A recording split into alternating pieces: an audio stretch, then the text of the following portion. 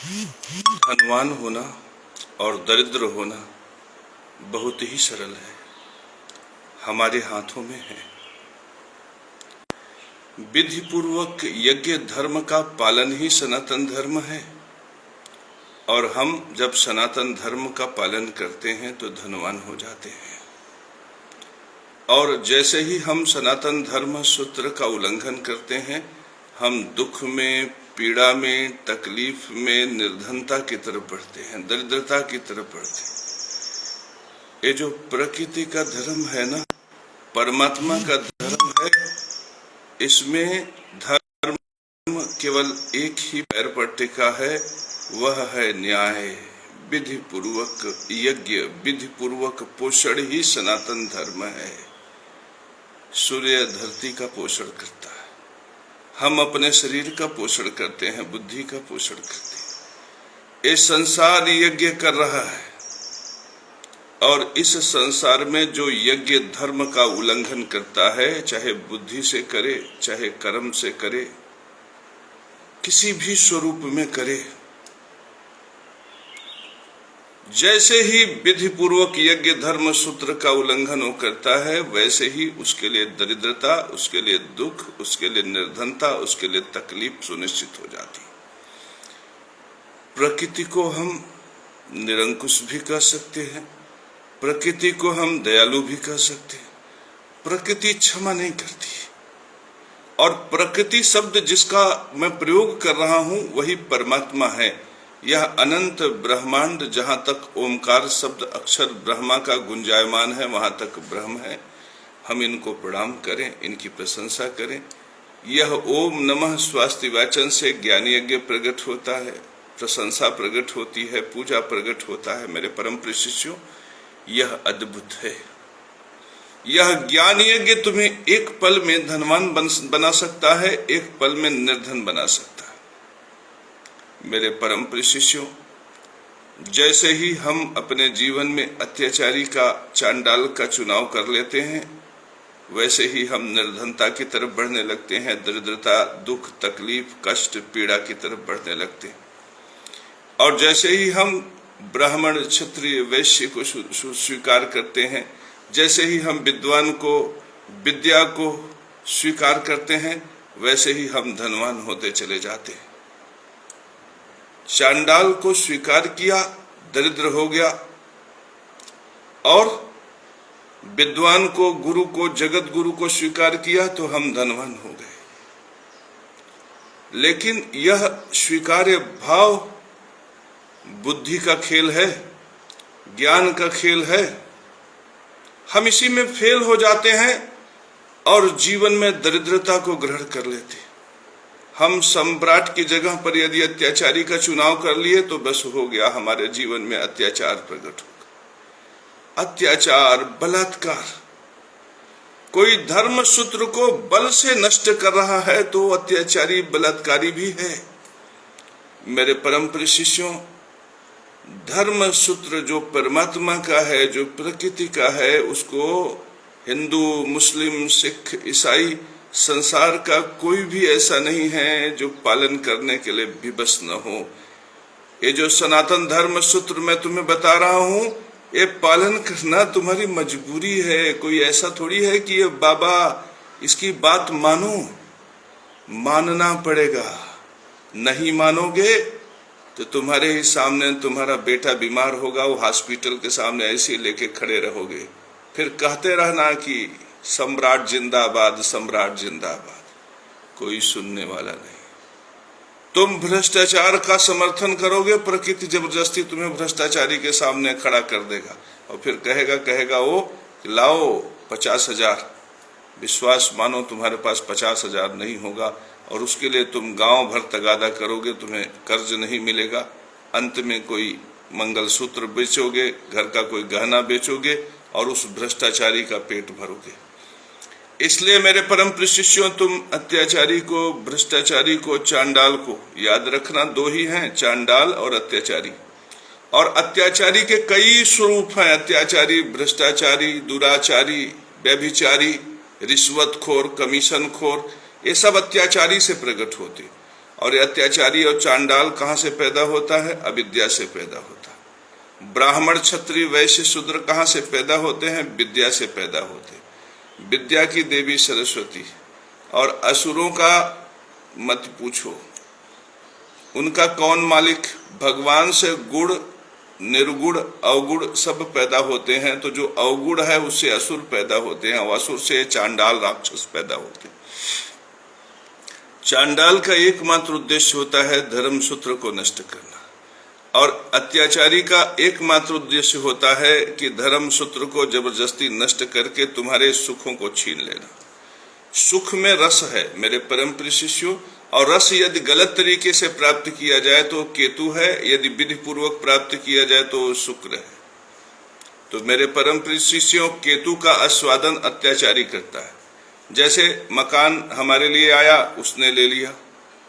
हम गरीबों के लिए कुछ धन की व्यवस्था कहीं से हुई, भ्रष्टाचारी ने ले लिया। तो ये लोग केतु का आस्वादन करते हैं, इसीलिए बाद में इनकी किडनियां खराब हो जाती है। मेरे परम प्रिय शिष्यों, इनके जीवन में केतु का प्रवेश बहुत रहता।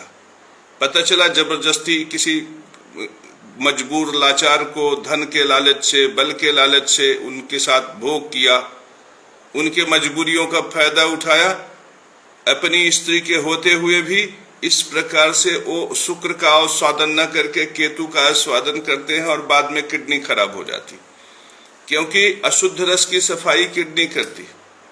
मेरे परम प्रिय शिष्यों, और इस प्रकार का जो विचार है ना, वो राहु की वजह से पैदा होता है। तो अशुद्ध मन की वजह से राहु की सफाई कौन करता है? अशुद्ध वायु की सफाई कौन करता है? फेफड़ा करता है। मेरे परम प्रिय शिष्यों, इसलिए इनके कुछ दिन में फेफड़े खराब हो जाते हैं, किडनियां खराब हो जाती हैं, हृदय के बाल्ब फूट जाते हैं, इनका जीवन भी बड़ा दुखदायी होता है।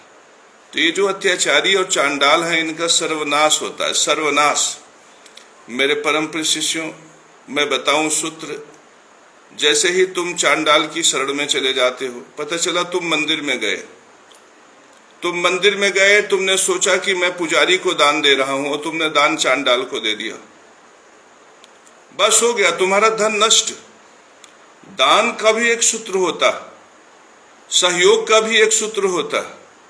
मेरे परम प्रिय शिष्यों, वो हर जगह सूत्र एक ही है, विधि पूर्वक। ये विधि पूर्वक इतना विशिष्ट है कि अभी शंकराचार्य से पूछ लो तो उन्हें समझ में नहीं आएगा। कल्लू तेली के लड़के को समझ में आ जाएगा, रामभद्राचार्य को नहीं समझ में आएगा कि विधि पूर्वक यज्ञ क्या है। वो कहेंगे यज्ञ यज्ञ यज्ञ यज्ञ में उसे उलझा देंगे। अभी उनसे यज्ञ का मतलब पोषण सीधे पता चल रहा है, सूर्य चंद्रमा सब पोषण कर रहे हैं। विधि पूर्वक यज्ञ, बुद्धि का पोषण ज्ञान यज्ञ, शरीर का पोषण पितृ यज्ञ, प्रकृति का पोषण देव यज्ञ। पितृयज्ञ के देवता पितर हैं, और देव यज्ञ के देवता अग्नि, पृथ्वी, वायु, जल, पंच महाभूत है, और ज्ञान यज्ञ के देवता साक्षात नारायण है। मेरे परम प्रिय शिष्यों, आंखों से दिखाई पड़ता है, जो सूत्र इनके समझ में नहीं आएगा, गंगू तेली के लड़के के समझ में आ जाए। हम क्या करते हैं? बहुत से लोग कहते हैं हम फला मंदिर, प्रतिष्ठित मंदिर में 10 साल से जा रहे हैं गुरुजी, रोज जाते हैं मंदिर में, लेकिन आज तक मेरे मुझे कोई सुख ही नहीं हुआ। कर्जा है, रोग है, व्याधि है। हम मंदिर में सर पटक पटक के मर गए, नारियल फोड़ते फोड़ते मर रहे हैं, कुछ मिल ही नहीं रहा। मैंने पूछ लिया, घबरा गए। मैंने कहा कि वहां पे पुजारी है? कहा हाँ पुजारी है। तो मैंने कहा पुजारी का धर्म क्या है? चुप। मैंने कहा पुजारी का धर्म है परमात्मा की प्रतिष्ठा करना, परमात्मा स्वरूप दर्शन, जो अनंत नारायण है उनको मूर्ति रूप में उनका श्रृंगार करना, उनका पूजा करना, उनके प्रति तुमादि देव पुरख पुराण तमस्य विश्वस्य परम निधामम ऐसे उच्चारण करना। पुजारी का धर्म है कि पूजा में, दान दक्षिणा में जो धन प्राप्त हो उसे मंदिर इत्यादि की प्रतिष्ठा में लगाना, मंदिर निर्माण की व्यवस्था में लगाना, ज्ञान यज्ञ में लगाना, पितृ यज्ञ में लगाना, देव यज्ञ में लगाना, और वो भी परमात्मा सम्यक। देखो पितृयज्ञ कई प्रकार के हैं। पितृयज्ञ मैं भी कर रहा हूं, अपने भरण पोषण के लिए मैं भी रोटी ग्रहण करता हूं, लेकिन जो शेष बचता है उसे मंदिर इत्यादि के कार्य में लगाता हूं, क्योंकि मैं पुजारी हूं। और पितृयज्ञ डॉक्टर भी करता है, डॉक्टर पुजारी नहीं है। डॉक्टर का संबंध मंदिर व्यवस्था से नहीं है, इसलिए डॉक्टर स्वतंत्र है कि वो पैसा कमाए तो औषधालय इत्यादि की व्यवस्था में लगाए और साथ में अपने परिवार का भरण पोषण करे, वो बेहतर औषधियां उपलब्ध हो, इस प्रकार से डॉक्टर की व्यवस्था होनी चाहिए। तो मेरे परम प्रिय शिष्यों, अब तुम उस पुजारी को देखो कि पुजारी ने क्या मंदिर में श्रृंगार इत्यादि किया, क्या उसने यज्ञ किया, क्या उसने पितृयज्ञ किया, क्या उसने देव यज्ञ की व्यवस्था की, और वह भी देव यज्ञ परमात्मा संज्ञ की स्थिति में क्या उसने आचरण किए? क्या अतिरिक्त धन होने पर मंदिर में उन्होंने तीर्थ यात्रियों के लिए या दूसरे लोगों को जो धर्म से जुड़े हुए लोग हैं उनको प्रमोट किया? या क्या उन नए लोगों को जो लोग सनातन धर्म से जुड़ना चाहते हैं उनको जोड़ने के लिए उनके प्रति प्रेम भरे वचन बोले, उनके प्रति अनुराग, उनके प्रति प्रेम, उनके प्रति श्रद्धा निष्ठा प्रकट किया? यदि नहीं प्रकट किया और इसमें से उनमें कोई भी गुण नहीं है तो वो पुजारी तो है ही नहीं, वो तो चांडाल। और जिस मंदिर में चांडाल बैठा हो वहां परमात्मा हो ही नहीं सकते, वहां भगवान नहीं हो सकते। जैसे ही मंदिर में चांडाल प्रवेश करता है परमात्मा भाग जाते हैं। मेरे परम प्रिय शिष्यों, भगवान वहीं रहते हैं जहां भगत होता है, भगवान वहीं रहते हैं जहां पुजारी होता है। तो जब मंदिर में भगवान है ही नहीं, पत्थर की मूर्ति के सामने सर पटक दिया, अरे भगवान का उद्देश्य तो विधि पूर्वक की स्थापना है मेरे परम प्रिय शिष्यों। तो भगवान वहां क्यों बैठेंगे जहां पे चांडाल चौकड़ी हो, जहां चांडाल व्यवस्था हो? तो तुमने बरसों तक मंदिर में दीपक जलाए, बरसों तक मंदिर में मत्था पटका, नारियल फोड़ा, दान दिए, दक्षिणाएं दी, लेकिन पता चला कि तुमने केवल चांडाल व्यवस्था को पोषित किया और कुछ भी नहीं किया। स्थिति ये हुई कि तुम अपनी दरिद्रता के साथ हमेशा खड़े रहे। तुम एक भी दिन परमात्मा के कार्य में लग गए होते, अगर एक दिन भी देसी घृत से हवन कर दिए होते। वो चांडाल तो इतना भयंकर है कि तुमसे कहा कि तुम गायत्री मत करो, तुम गीता मत पढ़ो, तुम वेद मत पढ़ो, तुम पुराण मत पढ़ो, तुम पढ़ोगे तो पापी हो जाओगे। यहाँ तो मैं दाहिने हाथ से मंत्र करते करते जब हाथ की अंगुलियां थक गई तो बाएं हाथ से गायत्री किया, प्याज रोटी नमक रोटी खाकर गरीबी में गायत्री किया, और स्थिति ये हुई कि परमात्मा प्रकट हो गए और उन्होंने एक आशीर्वाद से मुझे ज्ञान, विद्या, बुद्धि और संपदाओं से युक्त कर दिया। मेरे परम प्रिय शिष्यों, प्याज रोटी को बहुत रोकने का प्रयास किया इन्होंने, लेकिन केशव महाराज जैसे लोगों की वजह से वो नहीं रुका। लेकिन मुर्गा, बकरा जो वास्तव में अधर्म है, न्याय है, नीच है, उसको नहीं रोक पाए। मेरे परम प्रिय शिष्यों, आज प्याज की दुकान से ज्यादा बकरे की दुकान पे भीड़ लगती, मुर्गे की दुकान पर भीड़ लगती। यह इसलिए है क्योंकि विधि पूर्वक गायब है, विधि पूर्वक। मेरे परम प्रिय शिष्यों, जब हम मंदिर गए ही नहीं तो परमात्मा से मुलाकात ही नहीं हुई, परमात्मा की कृपा प्राप्त ही नहीं, परमात्मा के दरबार में मस्तक नवाया ही नहीं, तो फिर परमात्मा की कृपा से धन की व्यवस्था कैसे हो सकती है? मेरे परम प्रिय शिष्य, मंदिर धन का स्थान है, मंदिर परिवार का स्थान है। जब हमें मंदिर मिलता तो धन भी मिलता, परिवार भी मिलता। हमें तो मंदिर ही नहीं मिला। हम सिर्फ ये कहते रहे कि फला मंदिर सिद्ध है, फला मंदिर सिद्ध है, फला मंदिर तीर्थ है, लेकिन वहां पे तो चांडाल बैठा था और वहां पे चांडाल चौकड़ी की व्यवस्था थी, और पता चला कि मंदिर व्यवस्था के जगह पर हमें चांडाल व्यवस्था मिला और परमात्मा की जगह हमें शैतान मिला। मेरे परम प्रिय शिष्यों, इस तरह से हम भगवान की पूजा ही नहीं कर पाए। इससे अच्छा होता कि तुम अपने भगवान की पूजा खुद कर लेते और विधि पूर्वक का पालन कर लेते। मेरे परम प्रिय शिष्यों, कभी ऐसा भी हो सकता है कि पुजारी मंदिर के धन को होटल इंडस्ट्री में लगा सके, ये धर्म सूत्र हो सकता है। कभी मंदिर के धन को किसी इंडस्ट्री का हिस्सा बना दिया जाए, एक ऐसे कभी धर्म सूत्र हो सकता है। मेरे परम प्रिय शिष्यों, यह विधि पूर्वक को तोड़ने वाला पुजारी तो नहीं होगा ना। ये विधि पूर्वक को तोड़ने वाला कोई अत्याचारी, अनाचारी, दुराचारी, व्यभिचारी, रिश्वतखोर या कमीशन खोर हो सकता है।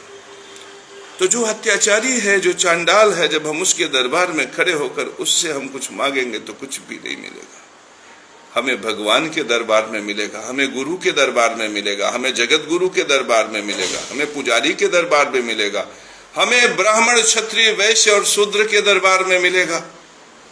और जो अविद्या से प्रकट हुए हैं उन्होंने तो सिर्फ कह दिया कि हम, अब एक शराबी ब्राह्मण थोड़ी हो सकता, वो शराबी है।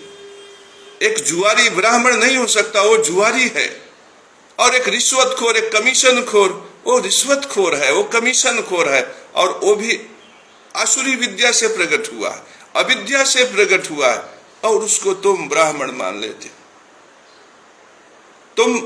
तुम्हारी पहचान बड़ी छोटी है, तुम्हारा ज्ञान बहुत पतला है, बहुत अल्प है, जिसकी वजह से तुम अपने सर्वनाश की व्यवस्था स्वयं कर रहे हो। मेरे परम प्रिय शिष्यों, तुम किसी को सम्राट कह के, किसी को राम कह के प्रतिष्ठा कर रहे हो, और उसके अपने ही अनुचर, अपने ही कर्मचारी हमारे पितृयज्ञ को नष्ट कर रहे हैं।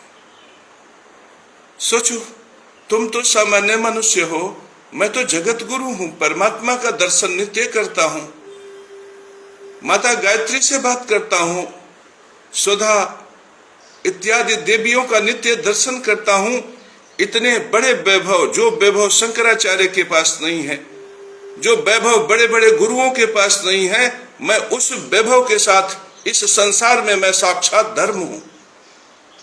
इस संसार में मैं साक्षात धर्म सूत्र एकमात्र गायत्री सिद्ध साधक हूं। सोचो, जब मैं उस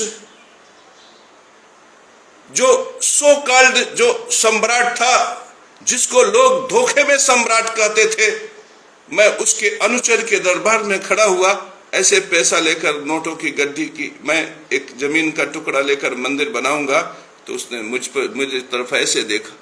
मेरी गवाही सच्ची है, भरोसा करना मेरे परम प्रिय शिष्यों, मैं झूठ नहीं बोलता। उसने ऐसे देखा, कहा, मेरा परिचय पूछा, उसके बाद मैंने ऐसे नोट दे दिया उस व्यक्ति को जिससे जमीन खरीदी जा रही थी, उस बिल्डर को। उनसे पूछा, तुम्हें नोट मिला, तुम्हें पैसा मिला? मुझसे कहा कि आपने पैसा दिया। मैंने कहा हाँ सरकार। उनसे भी पूछा, उन्होंने कहा हाँ सरकार।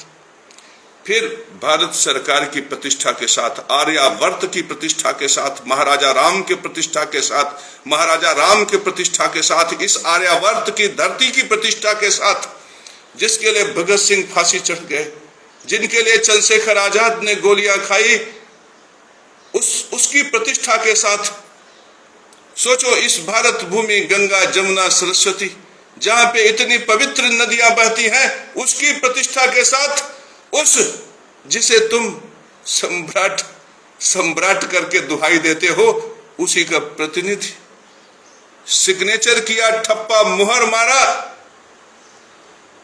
कुछ नहीं मिला। पितृयज्ञ धर्म नष्ट हो गया, अब मैं पापी हो गया। मेरे अंदर सिर्फ धर्म ही धर्म है, मैं साक्षात धर्म स्वरूप हूं। लेकिन ये जो कहीं कहीं कालिमाएं नजर आ रही हैं, ये कालिमा उसी पापी सम्राट की वजह से है। सोचो, ऐसे अत्याचारी, ऐसे पापियों को तुम जब प्रशंसा करते हो तो तुम्हारा धन धर्म सब नष्ट हो जाता है। याद रखना, अत्याचारी, दुराचारी, व्यभिचारी, पापाचारी, चांडाल, इनकी जब भी तुम प्रतिष्ठा करोगे, जब भी इनकी प्रशंसा करोगे, तुम्हारा धन नष्ट हो जाएगा, तुम दरिद्र हो जाओगे।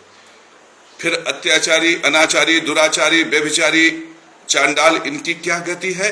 इनकी गति केवल सर्वनाश है। ये सर्वनाश को प्राप्त हो जाते। ये अत्याचारी, चांडाल प्रकट कहां से होते हैं? ये प्रकट होते हैं धर्म और लालच के मिश्रण से। ये शुरुआत में ज्ञान विद्या के उपासक होते हैं, धर्म का पालन करते हैं, धर्म सूत्र को लेकर चलते हैं, त्याग करते हैं, तपस्या करते हैं, हिरण्यकश्यप की तरह। जैसे हिरण्यकश्यप ने तपस्या किया, जैसे रावण ने तपस्या किया, जैसे मेघनाथ ने तपस्या किया, ये इसी तरह से तपश्चर्या में तपते हैं। तुम तपे भी नहीं इसलिए तुम धनवान नहीं हुए, तुमने तो ऐसे ही अत्याचारी चांडाल की प्रशंसा कर ली इसलिए दरिद्र दरिद्र और दरिद्र बने रहे। लेकिन आज जो अत्याचारी और चांडाल तुम प्रतिष्ठित देख रहे हो, एक कभी तपस्या किए, गायत्री पढ़े, मंत्र पढ़े, इन्होंने धर्म सूत्र पे बड़ी बड़ी व्याख्यान दिया, लोगों से कहा कि मैं मंदिर बनवाऊंगा, मैं भ्रष्टाचार खत्म करूंगा, मैं धर्म की स्थापना करूंगा, मैं सत्य की स्थापना करूंगा। तो परमात्मा हमारे नारायण इतने सहृदय हैं कि तुम केवल धर्म सूत्र की प्रतिष्ठा की बात करो, तुम ज्ञान यज्ञ की प्रतिष्ठा की बात करो, तुम पितृ यज्ञ की प्रतिष्ठा की बात करो, तो भी वे अवसर दे देते। लेकिन जब उनको अवसर मिला तो इनके जीवन में स्थिति ऐसी पैदा हुई कि लालच को नियंत्रित नहीं कर पाए और ये धर्मात्मा जो थे उनमें राहु प्रविष्ट कर गया, गुरु राहु मिला, चंडाल बन गए। और जो सम्राट था उसका मंगल राहु के साथ मिल गया तो वो अत्याचारी हो गया। अब उसे रिश्वत और कमीशन खोरी का धन अच्छे लगने लगा। क्यों? क्योंकि स्त्री के तुलना में वे सुंदरियां उनको सुंदर लगने लगी जिनको उन्होंने धन बल से, प्रभाव के बल से, प्रताप के बल से, अत्याचार के बल से भोगना शुरू कर दिया। मेरे परम प्रिय शिष्यों, अब वे दुराचारी हो गए, व्यभिचारी हो गए, रिश्वतखोर हो गए, कमीशन खोर। कभी ये जो IAS PCS अधिकारी जो बन के बैठे हैं, ये कभी बड़े मेहनती थे, कभी ये दिन रात चश्मे के साथ आंख फोड़ा करते थे।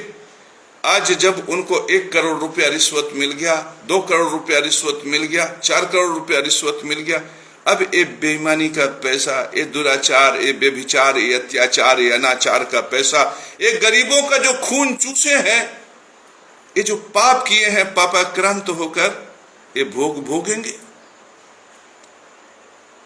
ये अपने दुष्कर्मों की वजह से कभी इन्हें सिफिलिस, कभी सोराइसिस और कभी एड्स जैसी जब बीमारियां होंगी ना, तो ये अपने पापाक्रांत से मलिन होकर हाय हाय हाय हाय हाय हाय करेंगे। और ऐसे ही लोग जगत गुरु के दरबार में आकर बाद में संसार को बताएंगे कि देखो, धर्म सूत्र का पालन नहीं किया तो इसकी ये गति हुई, दुर्गति हुई। जब अत्याचारी नष्ट होता है, देखो अत्याचारी नष्ट होते आपको दिखाई पड़ेंगे, मैं तो रोज देखता हूं इन अत्याचारियों को नष्ट। लेकिन ये लालच, बस काम भी बुरा नहीं है, ये अविधि पूर्वक जीवन जीने लगते हैं, ये अन्यायपूर्ण तरीका से काम का सुख प्राप्त करते हैं। काम का सुख तो मैं कहता हूं कि प्राप्त करो, लेकिन अपनी सुंदर स्त्री है, अपना पारिग्रहण संस्कार है, अपना धर्ममय जीवन है। मेरे परम प्रिय शिष्यों, मुझे आप प्यार से अपने घर में रुद्राभिषेक कराओ, देखो तुम धनवान हो जाओगे। तुम प्यार से अपने घर में सत्यनारायण भगवान की कथा सुनो, देखो तुम धनवान हो जाओगे। क्योंकि जब सत्यनारायण भगवान की कथा तुम एक ब्राह्मण से सुनते हो, वह गरीब ब्राह्मण, उसके पास नहीं है चांडाल का धन, वो उतने में ही अपने परिवार का, आजीविका का भरण पोषण करता है। तो जब तुम उसे बुलाकर अपने घर में प्रतिष्ठा करते हो और उससे सत्यनारायण भगवान की कथा सुनते हो, उससे रुद्राभिषेक करते हो, उसे बदले में 1000 रुपया देते हो, 1200, 500, 800 देते हो, कभी कभी 2100 और 5000 भी देते हो, तो वह उस पैसे से अपने घर में रोटी दाल चावल चलाता है। तो तुम्हारा विधि पूर्वक ज्ञान यज्ञ भी हुआ, पितृयज्ञ भी हुआ, देव यज्ञ भी हुआ। लेकिन गलती तुमसे ये हो जाती है कि कोई अफवाह फैला देता है कि फला जगह तीर्थ है, फला मंदिर बहुत प्रतिष्ठित है, और पता चला कि तुम वहां पे सोने का घंट चढ़ाने चले जाते हो, चांदी का छत्तर चलाने चले जाते हो, और वो सोने का घंट और चांदी का छत्तर किसके पास जाता है? होटल इंडस्ट्री वाले के पास चला जाता है। मैं एक मंदिर में गया और मंदिर से पहले रास्ते में देखा कि नारियल वाला नारियल बेच रहा था। तो मैंने पूछा, ये जो दुकान है तुम्हारी है? उसने कहा नहीं, फला व्यक्ति का है। तो कौन? वो फला पुजारी का है। मैंने कहा इसका किराया कितना है? तो उसने कहा 50,000 रुपया। फिर मैंने आगे दूसरी दुकान, तीसरी दुकान, चौथी दुकान, इसी तरह से मैंने करीब 10-15 दुकानों पर जाकर पूछा। उन सब ने बताया कि फला पुजारी का। फला पुजारी का है, फला पुजारी का। उसमें तो एक ही पुजारी के 10-10 मकान, 15-15 मकान। उसके बाद मैंने 2-4-5 होटलों की भी ऐसे छानबीन की, वो भी पता चला फला पुजारी का, फला पुजारी का। स्थिति क्या है कि तुम बड़े मंदिर में सोचते हो बड़ा भगवान है, लेकिन वहां पे तो पुजारी भी नहीं है, वहां तो भगवान भी नहीं है, वहां पे तो पूरी चांडाल व्यवस्था लागू है। सोचो, कभी मंदिर का धन होटल इंडस्ट्री का हिस्सा हो सकता? ये विधि पूर्वक है। और जहां पे विधि पूर्वक है, वहां पे, जहां पे विधि पूर्वक नहीं है, वहां पे क्या परमात्मा हो सकते? और तुम वहां पे सोने का छत्र चढ़ाने चले गए, चांदी का छत्र चढ़ाने चले गए, वहां पे 100 किलो का घंट बांधने चले गए। स्थिति क्या हुई कि तुमने चांडाल की प्रतिष्ठा कर दी, तुमने चांडाल व्यवस्था की प्रतिष्ठा कर दी। तुम 24 घंटा विधि पूर्वक में रहो, 24 घंटे विधि पूर्वक में रहो। याद रखो, नशा शराब जो स्मृति मेधा शक्ति को मदहोश कर देती हो, बेहोश कर देती है, ऐसी शक्तियां प्रेत शक्ति को बढ़ावा देती। शरीर नष्ट होने से पहले, प्रेत बनने से पहले बेसुध हो जाता है, बेहोशी का आलम आता है। वही स्थिति शराब पीने पर होती है। तो तुम यदि किसी को दान दोगे और जाके हौली पे शराब पी लेगा, तो तुम्हारे घर में प्रेत आएगा, मेरे परम प्रिय शिष्यों, याद रखना। और तुम कभी कभी दान देते समय ऐसे व्यक्ति को भी दान दे देते हो जो जाके शराब पी लेता है हौली पे, तो तुम अपने प्रेतत्व को बढ़ा लेते हो। मेरे परम प्रिय शिष्यों, इस संसार में भरण पोषण परमात्मा व्यवस्था से संचालित। जो तुम कहते हो कि परोपकार धर्म है, परोपकार धर्म है ही नहीं। इस संसार में जो दंड पा रहे हो, कष्ट पा रहे हैं, वो कभी न कभी पापाक्रांत प्रभाव से युक्त है, इसलिए परमात्मा दंड दे रहे हैं। तुम किसी का दुख दूर नहीं कर सकते। क्यों जानते हो? क्योंकि जो दुखी हैं, परमात्मा ने उन्हें दुख दिया है, परमात्मा ने उन्हें कष्ट दिया है। वे आज दुख और दरिद्रता के भी इस परिधि में केशव महाराज के इस वीडियो को शेयर करने के लिए तैयार नहीं है, क्योंकि ये धर्म है और वो धर्म को आज भी स्वीकार करने की स्थिति में नहीं।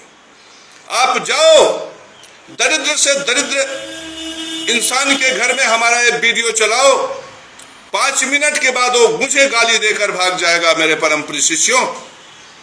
तो उसकी दरिद्रता तो इसलिए है क्योंकि वो विधि पूर्वक यज्ञ धर्म, सनातन धर्म को स्वीकार करने के लिए तैयार नहीं। इसमें से जो मुझे देख रहे हैं, इसमें से बहुत से लोग कर्ज में डूबे हुए हैं, धन के अभाव में डूबे हुए हैं, लेकिन वे भी हमारा वीडियो शेयर नहीं करेंगे। क्यों? क्योंकि वो परमात्मा के धर्म को स्वीकार करने के लिए तैयार नहीं। वो किसी चांडाल की व्यवस्था में जाकर मत्था टेकेंगे, नारियल फोड़ेंगे। वे सच्चे मंदिर तक पहुंचने की स्थिति में नहीं, सच्चे पुजारी तक पहुंचने की स्थिति में नहीं है, सच्चे सम्राट की प्रशंसा करने की स्थिति में नहीं है, सच्चे गुरु की प्रशंसा करने की स्थिति में नहीं है, सच्चे जगत गुरु की प्रशंसा करने की स्थिति में नहीं है। न तो सच्चे इंसान की उन्हें पहचान है, न तो सच्चे गुरु की उन्हें पहचान है, न तो सच्चे मंदिर की पहचान है, न तो सच्चे पुजारी की पहचान है, न तो सच्चे सम्राट की पहचान है। जब उनके अंदर सत्य कुछ भी नहीं, जब उनके अंदर धर्म कुछ भी नहीं, और वे दरिद्रता की पराकाष्ठा में जी रहे हैं, वे रोग, बीमारी, दुख और कर्ज की पराकाष्ठा में जी रहे हैं, तो तुम परोपकार से उन्हें धनवान नहीं बना सकते, मेरे परम प्रिय शिष्यों।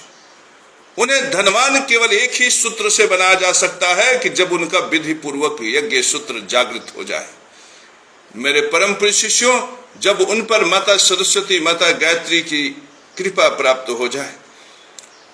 यदि धन से कोई धनवान बनाया जा सकता, तो हर डॉक्टर अपने कपूत लड़के को धनवान बनाने की चेष्टा करता, हर व्यक्ति अपने पुत्र आदि को संपन्न बनाने की चेष्टा करता है। और मैंने तो ऐसे भी देखे हैं कि लोगों ने 4-4, 5-5 करोड़ रुपए की संपदा अपने पुत्र के लिए छोड़ गए, लेकिन वो 4-5 करोड़ को 4-5 साल, 10 साल में स्वाहा स्वाहा स्वाहा सुधा नमस्तुते कर लिया। तो मेरे परम प्रिय शिष्यों, तुम परोपकार को धर्म सुनिश्चित करोगे? परोपकार धर्म है ही नहीं। और ये लोग, ये जो ऊपर वाले आचार्य, शंकराचार्य, जगत गुरु जो कुर्सी ठप्पा से जो कहते हैं, किसी विद्युत परिषद ने आपको जगत गुरु बनाया।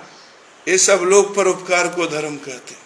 ये परोपकार को धर्म इसलिए कहते हैं क्योंकि पहले कहेंगे परोपकार धर्म है, फिर कहेंगे मैं अंधों को भोजन कराता हूं, मैं परोपकारी हूं, और फिर तीसरे ही सूत्र में आ जाएंगे कि वो चांडाल अत्याचारी दुराचारी कुल प्रकट हो जाएगा, तुम अपना कुल दे दो।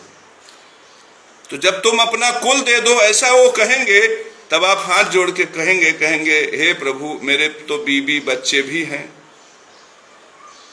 तब वो पिटारे से दूसरा धर्म सूत्र निकालेंगे, कहेंगे इस संसार में वैराग्य से बढ़कर कोई धर्म नहीं है। तुम वैरागी बन जाओ, तुम सन्यासी बन जाओ, तुम्हें मोक्ष मिल जाएगा। तो तुम थोड़ा उछड़ोगे तो पूछोगे हे प्रभु मुझे क्या करना चाहिए, तो कहेंगे पत्नी छोड़ दो, बच्चा छोड़ दो। तुम कभी कभी ऐसी भी स्थिति में आ जाओगे कि प्रसन्न होकर कहोगे नहीं प्रभु मुझे मोक्ष चाहिए, मैं पत्नी बच्चा छोड़ देता हूं। लेकिन वो इतने चालाक हैं कि पत्नी बच्चा तो छोड़ दिए तुम, अत्याचारियों के लिए, भ्रष्टाचारियों के लिए, दुराचारियों के लिए, शोषित होने के लिए। अब बचा क्या? तुम्हारे पास भी 2-4 सकरियां हैं, तुम्हारे पास भी पत्नी का मंगलसूत्र है, वो तो बच गया, वो चाहिए उनको। वो कहेंगे केवल सन्यास पर्याप्त नहीं है, परोपकार भी कर दो। अब परोपकार में तुम्हें क्या करना है कि तुम अपनी सारी संपत्ति उन्हें दे दो। तो ये धर्म सूत्र है परोपकार का, क्योंकि वे गौ पालन कर रहे हैं। उनके यहाँ की जो गौ है, जो 10 लीटर सवेरे 10 लीटर शाम को दूध देती है, वहां पे जब तुम दक्षिणा दे दोगे 10-20 हजार 50 हजार, तब वो गौदान होगा, गौ सेवा होगा, गौ रक्षा होगा। लेकिन ये जो गौशालाएं बनी है ना, जहां पे सीधे सीधे गौ की हत्या करके उन्हें जमीनों में दबा दिया जाता है, आपने देखा है ना गौशालाओं का हाल, कभी जाओ देखो। वहां पे वो जो गौ माताएं हैं, वो इनकी न तो माता है, न वहां पे जो सांड पैदा है वो न तो इनके बैल बाप है।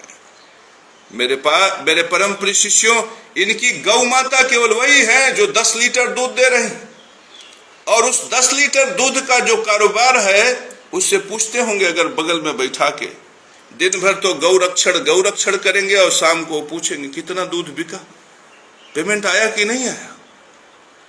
वो देखो 2 दिन का पेमेंट बाकी है, वो पेमेंट ले लेना। दरवाजे पर अगर कोई देशी गाय खड़ी हो जाए तो उसे डंडे से मारने से परहेज नहीं करते, ऐसे धर्मात्मा हैं। और उस गैया को तो मार के पाट दिए, भगा दिए, और अपना बगल में गौ माता और बछड़े के साथ एक फोटो खिंचा के सेल्फी, जगत गुरु जगत गुरु जगत गुरु।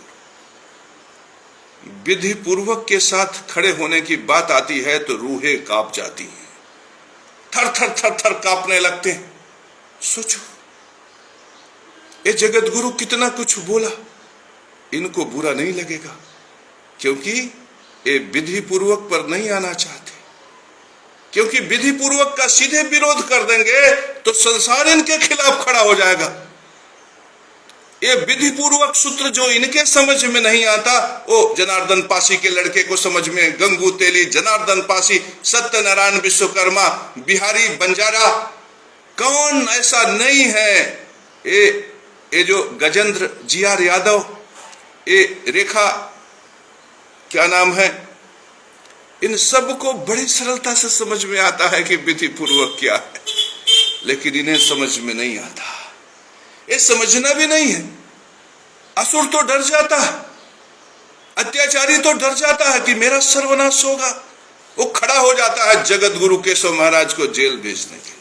2-4 आते भी हैं, कहते हैं घर गिरा देंगे, बुलडोजर चलवा देंगे। अरे हमने अपने लिए इसीलिए घर नहीं बनाया, डर के कि बुलडोजर चलवा देंगे, इनका तो धर्म नष्ट होगा, हमारा धन वैभव नष्ट होगा, इसलिए मैंने सब मंदिर बना दिया। केशव महादेव मंदिर बनवा दिया, लक्ष्मी नारायण मंदिर बनवा दिया, लक्ष्मी नरसिंह मंदिर, जो पैसा मुझे मिला मैंने मंदिर बनवा दिया। मैंने विधि पूर्वक का कभी परित्याग नहीं किया। मुझसे ज्योतिष परामर्श लोगे तो 500 देना पड़ेगा, क्योंकि मैं भ्रष्टाचार के सूत्र पर भरोसा नहीं करता। मैं धर्म सूत्र के पालन में भरोसा करता हूं। कोई आवश्यक नहीं है ज्योतिष विद्या, तुम अपने परिश्रम पराक्रम को प्रकट करो, लेकिन ज्योतिष विद्या आवश्यक भी है। ज्योतिष विद्या धर्म सूत्र को सुनिश्चित करता है। मैंने देखा है तमाम लोगों के घरों में 50-50 लाख, 1-2 करोड़ का मकान बनवाते हैं और ईशान कोण पे लेटरिन बाथरूम बनवा देते हैं। स्थिति ये होती है कि 10 दिन में बीमार होकर मर जाते हैं। मैंने देखा है ऐसे घर जिसमें अग्नि कोण में लेटरिन बाथरूम बनवा देते हैं और थोड़े ही समय में दरिद्र हो जाते हैं। कर्ज इतना बढ़ जाता है कि बैंक के लोग उनके घर पर कब्जा कर लेते हैं। मेरे परम प्रिय शिष्यों, ईशान कोण पर लेटरिन क्यों बना जानते हो? क्योंकि इन्होंने धर्म सूत्र का उल्लंघन किया, ज्योतिष विद्या का उल्लंघन किया, ब्राह्मण व्यवस्था का उल्लंघन किया, ब्राह्मणों का अपमान किया। मैंने ऐसे ऐसे लोगों को देखा है जो ब्राह्मण की निंदा करते करते उन्होंने अपना पूरा जीवन बिता दिया और परिस्थिति ये हुई कि उनका बेटा चर्सी निकल गया। क्यों? क्योंकि जब उन्होंने ब्राह्मण व्यवस्था की निंदा की, ब्राह्मण की निंदा की, तो उनके घर में धर्म सूत्र नष्ट हो गया। और जब धर्म सूत्र नष्ट हो गया तो राहु केतु प्रकट हुए और राहु केतु ने उनके पुत्र इत्यादि को भ्रमित करके शराब, मांस, मदिरा में, व्यभिचार में, भोग में लगा दिया। और एक भोगी आदमी कभी सृजन करता नहीं हो सकता। एक भोगी आदमी, एक रोगी आदमी कभी भी सृजनात्मक नहीं हो सकता। मेरे परम प्रिय शिष्यों, सृजन कामदेव के स्वरूप से प्रकट होता। इसीलिए जिन्होंने कामदेव के सूत्र को नष्ट करके समाज में अपनी प्रतिष्ठा स्थापित की, वे जब आए विनाशक हो गए। याद है ना, भीष्म पितामह खड़े हुए थे तो महाभारत हो गया। ऐसे भीष्म पितामह जब जब पैदा होते हैं, समाज के लोग आक्रांता हो जाते हैं, दुख और तकलीफों में डूब जाते हैं। महंगाई, भ्रष्टाचार, अत्याचार, अनाचार चारों तरफ व्याप्त हो जाता है। मेरे परम प्रिय शिष्यों, ये जो कामदेव है ना, एक केवल भोग नहीं प्रकट करते, एक परिवार की व्यवस्था को जन्म देते, एक रोटी की व्यवस्था को जन्म देते, एक प्रेम को, एक मोह को, एक परिवार व्यवस्था को जन्म देते हैं। और एक एक व्यक्ति, एक एक परिवार की जिम्मेदारी को प्रकट करता है। एक राष्ट्र बन जाता है, एक विश्व बन जाता है, एक धरा बन जाती है और वह धरा पोषणी हो जाती है।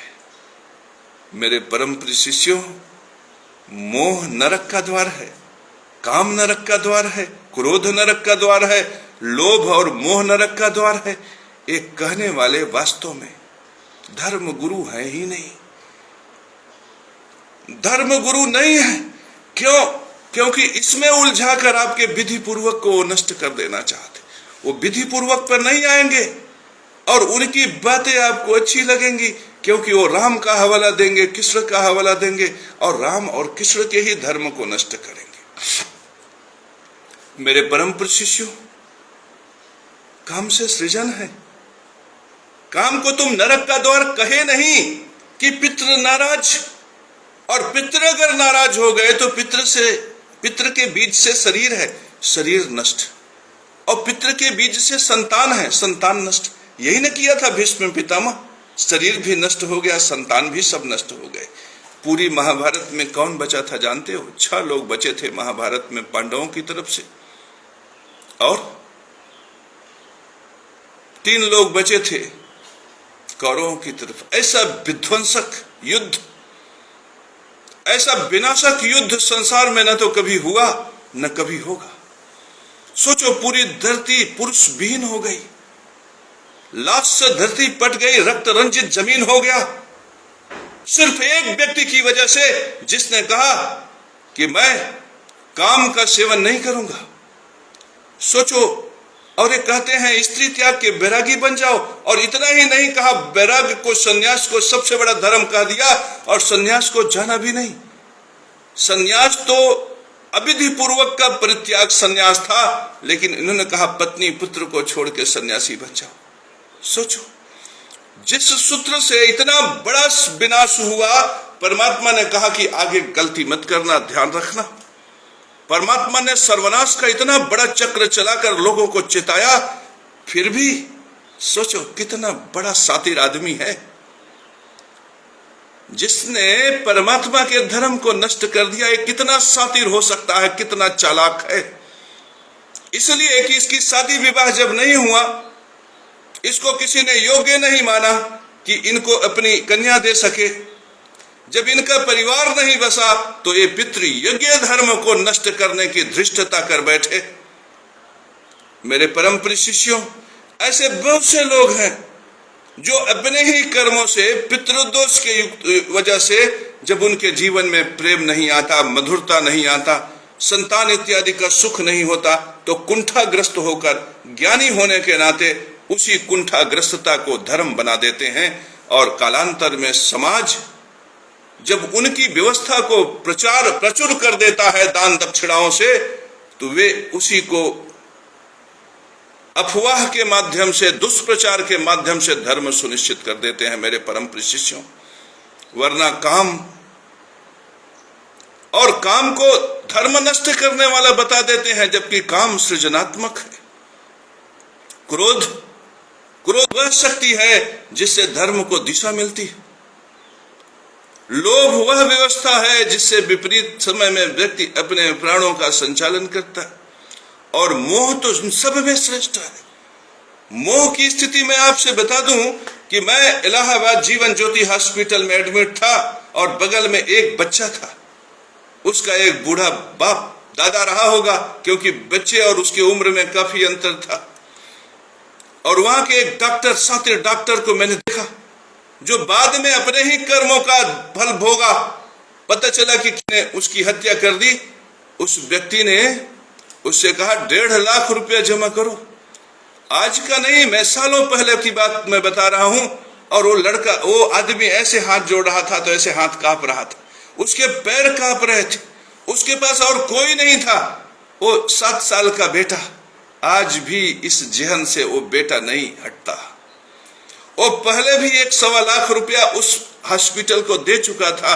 अपने घर परिवार में कुछ जमीन जायदाद बेच बिकिन के लाया होगा। उस समय 1.25 लाख में बीघे 1.5 बीघे की जमीनें बिक जाती थी। मेरे परम प्रिय शिष्यों, इतना लाचार, इतना बेबस मैं उस बाप को देखा।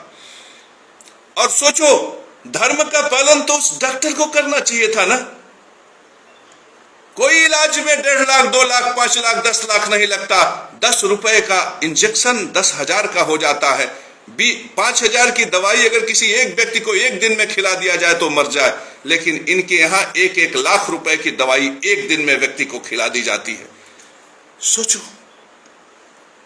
वो बूढ़ा आदमी फिर गया। अब चाहे जहां से पैसा लाया हो, पैसा लाया और अपने उस नाती का इलाज, नाती हो पोता हो, उसने उसका इलाज कराया। उसका इलाज उसने क्यों कराया जानते हो? क्योंकि वहां मोह था। मेरे परम प्रिय शिष्यों, तुम मोह को गाली दे रहे हो। तुम जिस काम से तुम प्रकट हुए, तुम उसको गाली दे रहे हो। तुम क्रोध, अगर वो डॉक्टर अपने बेटे पे क्रोध करके धर्म की शिक्षा दिया होता तो चर्ची न होता। सोचो, अरबों का साम्राज्य जिस डॉक्टर ने तैयार किया, उसके चर्ची बेटे ने चंद सालों में नष्ट कर दिया। क्रोध को तुम गाली दे रहे हो। वो लोभ मेरे पास भी है। मेरे पास 7 लाख रुपए की एफडी है और इसे उन परिस्थितियों के लिए मैंने बचा के रखा हुआ है कि कभी अगर दुर्दिन आएंगे तो इसका उपयोग करेंगे। लोभ, मोह है मुझे, तुमसे मोह है, इस संसार से मोह है। मैं चाहता हूं कि तुम भी धनवान हो जाओ। इस संसार से मोह है मुझे। मैं चाहता हूं संसार का मार्गदर्शन करके इन्हें धनवान बनाऊं। और मैंने गायत्री सिद्ध करके मैं सत्य और सत्य प्रकट कर रहा हूं कि मैंने गायत्री सिद्ध करके ये देख लिया है कि जैसे ही तुम विधि पूर्वक के समर्थन में खड़े हो जाओगे, तुम धनवान धनवान धनवान और धनवान होते चले जाओगे। और गवाही नहीं, मैं प्रमाण भी हूं। मैं इस संसार का बेरोजगार हूं। मेरी कुंडली भी किसी भी ज्योतिषाचार्य से दिखवा लो। मेरी मकर लग्न की कुंडली है। 6ठे भाव में शुक्र, बुध और शनि बैठे हैं। 8वें भाव में सूर्य बैठा, 8वें भाव में मंगल बैठा है और 7वें भाव में सूर्य बैठा। चंद्रमा राहु के साथ है मेरे परम प्रिय शिष्य। मेरी कुंडली किसी भी ज्योतिष आचार्य से दिखा लो, वो कहेगा ये कुंडली तो बड़ी बेकार है, ये रोगी हो जाएगा, ये कर्ज में डूब जाएगा। विश्वास मानो मेरे परम प्रिय शिष्यों, आओ मेरा बैंक बैलेंस, मेरा वैभव देख लो, मेरे पास कोई कर्ज नहीं। वो कहेंगे कि ये सदा रोगी रहेगा। मेरे परम प्रिय शिष्यों, बड़े बड़े मनोरोगी डॉक्टर, MBBS, MD इत्यादि आते हैं हमारे पास अपने रोग व्याधि के इलाज के लिए। मुझसे अपनी परिस्थितियों, अपने दुख तकलीफ को बांटने आते हैं, अपने इलाज के लिए चले आते। वे कहेंगे ये तो दरिद्र आदमी है मेरे पास, लेकिन मेरा वैभव तुम देखो, मेरे पास तो इतना पैसा है कि मैं मंदिर बनवा रहा हूं, तुम अपना घर ठीक से नहीं बना पा रहे। मेरे परम प्रिय शिष्यों, समझो, वो टाटा, वो बिरला, वो अंबानी भी मुझसे संपन्न इसलिए नहीं है क्योंकि उनके पास भी मंदिर बनवाने के लिए धन नहीं। दुनिया हंसती है हम पर इसलिए कि मैं मंदिर बनवा रहा हूं, लेकिन दुनिया ने ये नहीं देखा कि मैं मंदिर बनवाया तो लक्ष्मी की कितनी कृपा हुई, या नहीं देखा। हमारे जितने परम शिष्य हैं वे सब के सब आज के तिथि में धनवान हैं। क्यों? क्योंकि वे ब्राह्मण बन गए। मेरे परम प्रिय शिष्यों, जो विद्या को धारण करता है वो विद्वान, और जो विद्या को जीवन में धन के साधन के स्वरूप में प्रकट करता है और धर्म के मार्ग पे चलता है वो ब्राह्मण। जो ब्राह्मण होगा वही तो धर्म को जानेगा, और जब धर्म को जानेगा तब न धर्म की रक्षा करेगा, तब न वो क्षत्रिय बनेगा। नहीं तो क्षत्रिय को कोई बहका देगा, कहेगा शराब पीना ही क्षत्रिय धर्म है, मुर्गा खाना ही क्षत्रिय धर्म है, तो मीट मुर्गा और शराब में लग जाएगा, अपने शरीर अपने ज्ञान सबको नष्ट कर लेगा। तो मेरे परम प्रिय शिष्यों, अगर क्षत्रिय बनना है ना तो सबसे पहले ब्राह्मण बनो। अगर वो रजिस्ट्रार ब्राह्मण रहता ना तो राजधर्म का पालन क्षत्रियों की तरह करता और आज भारत देश के गौरव को बढ़ा देता, लेकिन उसने भारत की गरिमा को कलंकित कर दिया और उस ऊपर वाले के लिए कलंकित कर दिया। सोचो उस ऊपर वाला कितना कलंकित है, वो ऊपर वाला। और अगर भूल के तुम ऊपर वाले को ऐसे प्रणाम कर लोगे तो तुम्हारा धन, वैभव, ऐश्वर्य नष्ट हो जाएगा, क्योंकि उसके कलंक की छाया तुम्हारे ऊपर पड़ जाएगी। तो तुम ब्राह्मण बनोगे तब न क्षत्रिय बन पाओगे। तुम ब्राह्मण बनोगे तो व्यवसाय उन्नति कारक करोगे। अगर वो व्यवसायी ब्राह्मण रहा होता और वो रजिस्ट्रार ब्राह्मण रहा होता तो क्या हमारा पितृयज्ञ नष्ट करता? वे दोनों ब्राह्मण नहीं थे और वो दोनों क्षत्रिय भी नहीं थे, वो दोनों वैश्य भी नहीं थे, वो दोनों शूद्र भी नहीं थे। शूद्र होता तो राष्ट्र की सेवा करता, ब्राह्मण रहा होता तो राजधर्म को जानता रहता, क्षत्रिय रहा होता तो राजधर्म के पालन के लिए प्रतिष्ठा से खड़ा हो जाता, और वैश्य रहा होता तो ये जो व्यवसाय किए लोग लेन देन वाला, जो मेरे लाखों रुपए में बंदरबाट किए, वो व्यवसाय धर्मानुकूल होता, विधि पूर्वक होता। तो ये जो ऊपर वाले के प्रतिनिधि थे, ये ऊपर वाले के जो प्रतिनिधि थे, न तो ब्राह्मण थे, न क्षत्रिय थे, न वैश्य थे, न शूद्र थे, ये दोनों के दोनों कौन थे? अत्याचारी। ये अत्याचारी थे। इनको जब तुम ब्राह्मण कह देते हो, क्षत्रिय कह देते हो, वैश्य और शूद्र कह देते हो मेरे परम प्रिय शिष्यों, उसी समय तुम्हारा धन नष्ट हो जाता है, तुम्हारे पत्नी के गले से मंगलसूत्र टूट के गिर जाता है, और ये जो 50 तोला का सपना है कभी पूरा नहीं होता। और जब तक ऐसे पापी भ्रष्टाचारियों का तुम समर्थन करते रहोगे, तुम 50 तोला के लिए तरस जाओगे। केशव महाराज जब चाहेगा 50 तोला लेकर बैठ जाएगा। मेरे परम प्रिय शिष्यों, ये 50 तोला तुम्हारे लिए है ही नहीं। तुम तो इतने धृष्ट हो कि अभी भी तुमने हमारा वीडियो शेयर नहीं किया होगा, क्योंकि तुम परमात्मा के धर्म के लिए अभी भी तैयार नहीं हो। तुम इस चांडाल के साथ खड़े हो, तुम इस अत्याचारी के साथ खड़े हो, और जब तक तुम चांडाल और अत्याचारी के साथ खड़े रहोगे, रोग तुम्हारे लिए, व्याधि तुम्हारे लिए, कैंसर तुम्हारे लिए, लिवर सिरोसिस तुम्हारे लिए, दरिद्रता तुम्हारे लिए, कर्जा तुम्हारे लिए, दुख भोग तुम्हारे लिए, दरिद्रता तुम्हारे लिए, और यह दरिद्रता जन्मों जन्मों तक नष्ट नहीं होगा। यह परम सत्य इस गायत्री साधक के मुख से प्रकट हो रहा है। तुम देख लेना। तुम मेरी बात पे भरोसा मत करो। तुम अपने पड़ोसी में 15 घर में जाकर चेक कर लो। जो भ्रष्टाचारी के, जो चांडाल के समर्थक मिलेंगे, उनके जीवन में एक बात जरूर देखना, वे दरिद्र हैं। उनके यहां लक्ष्मी नहीं है। वो कर्ज में है, रोग में है, पीड़ा में है, कष्ट में है, तकलीफ में है। तो तुम विष्णु के पास वैभव है ना। जो परमात्मा नारायण है, उनसे गुण भी है, अवगुण भी है, ससुर भी है, ब्राह्मण भी है। उनसे तो विद्या अविद्या दोनों प्रकट है ना। लेकिन उन्होंने अपने एक स्वरूप को प्रकट किया। परमात्मा नारायण तो अनंत में है, लेकिन फिर भी उन्होंने क्षीर सागर में विष्णु की प्रतिष्ठा की। क्यों? उन्होंने विष्णु को कहा कि हे विष्णु, ये जो चांडाल और अत्याचारी हैं, इनके लिए तुम्हें मैं सुदर्शन चक्र दे रहा हूं। जब नारायण सर्वत्र हैं, तो उन्होंने राम को क्यों भेजा? राम को धनुष बाण लेकर भेजा कि हे राम, इस संसार में जितने अत्याचारी और चांडाल हैं, इनका नाश कर दो। उन्हें फिर भी चैन नहीं मिला। श्री कृष्ण भगवान को भेज दिया, अपना सुदर्शन चक्र देकर भेज दिया। कहा जाओ पापियों का, जाओ जरासंध शिशुपाल जैसे लोगों का वध करो। इतने पर भी उनको चैन नहीं आया। उन्होंने परशुराम को फरसा देकर भेज दिया। तुम क्या सोचते हो कि ये परशुराम, ये राम, ये कृष्ण अब इस धरती से जा चुके हैं? तुम सोचते होगे, लेकिन मुझे ये सब के सब दिखाई पड़ते हैं, खड़े हैं सामने, और इनमें दया नहीं है। इनमें केवल धर्म है, इनमें केवल धर्म है। ये परशुराम देखो सामने तुम्हारे खड़े हैं। तुम अभी अभी चांडाल का समर्थन करोगे, इनका फरसा चल जाएगा। और अभी अभी तुम यदि धर्म सूत्र का समर्थन करोगे, तो ये वही परशुराम है जिन्होंने क्षत्रियों से सारी धरती छीनकर कश्यप ऋषि को दान में दे दिया था। मेरे परम प्रिय शिष्यों, ये वही परशुराम है। तुम एक बार ऐसे हाथ जोड़कर खड़े हो जाओ और सपरिवार मिलकर पुत्र पत्नी सहित हमारे वीडियो को शेयर करो। यही परशुराम तुम्हें उस धरती के टुकड़े पर थोड़ा सा अधिकार सुनिश्चित करा देंगे। कम से कम तुम्हारे पास छत तो हो जाएगा। तुम इन परशुराम को एक कहानी लिख दिए कि मर गए। अरे आज भी जिंदा है।